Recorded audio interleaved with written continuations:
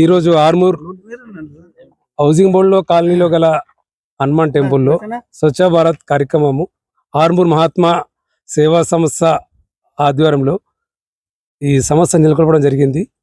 దానికి ఈరోజు మేము 4వ వారం ఈ కార్యక్రమం నిర్వహిస్తున్నాము.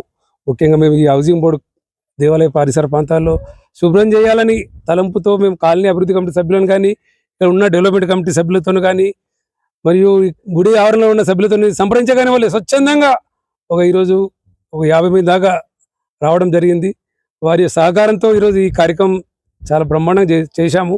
ప్రతి వారం కూడా ప్రతి కాలనీలో కూడా ఏదో కార్యక్రమం నిర్వహిస్తాం కాబట్టి అక్కడ ఉన్న కాలనీ సభ్యులు మాకు సహకరిస్తే మేము ఇంకా ఉత్సాహంగా ఇలాంటి కార్యక్రమాలు చేస్తాము.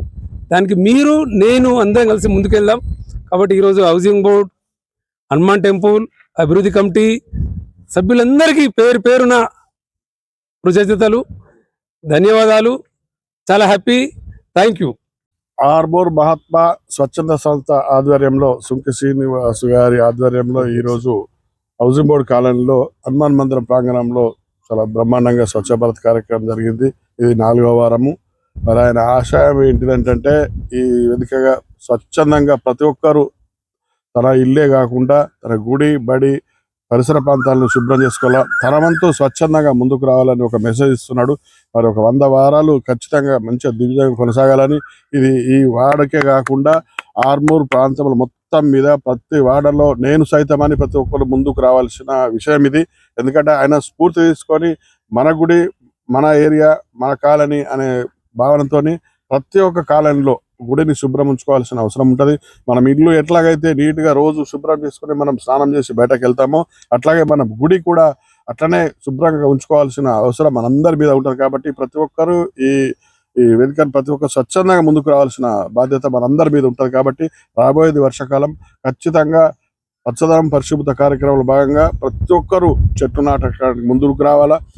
ఆలయ ప్రాంగణంలో ఇక్కడ కానీ ఎక్కడైనా సరే ఎక్కడ ఖాళీ స్థలం ఉంటే అక్కడ చెట్టు నాటి ఒక స్ఫూర్తిగా ముందు నిలబడాలని కోరుతా ఉన్నాను. మరి సుంకి శ్రీనివాస్ గారు ఆయన చాలా గొప్ప మనసు. గతంలో కూడా ఈనాడు స్వచ్ఛ భారత్లో కూడా 100 రోజులు పాల్గొన్నాడు, 100 వారంలో. ఇప్పుడు ఆయన ఆధ్వర్యంలో 100 వారాలు ఖచ్చితంగా దిగ్విజయంగా కావాలా. ఆయనకు కూడా ప్రతి ఒక్కరూ చైతన్యవ్వాలని చెప్తా ఉన్నాను.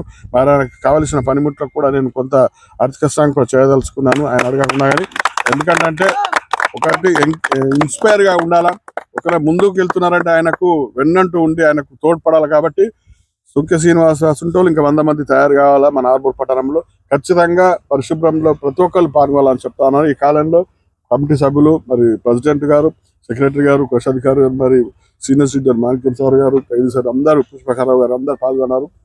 వారందరికీ పేరు పేరు ధన్యవాదాలు తెలుపుతూ మరొకసారి మహాత్మా స్వచ్ఛంద సంస్థకు మా కమిటీ తరపున, హౌసింగ్ బోర్డు కాలనీ తరపున వారికి ప్రత్యేక అభినందన తెలుపుతూ ఇట్లాగే కొనసాగించాలని కోరుతా ఉన్నాను. జై స్వచ్ఛ.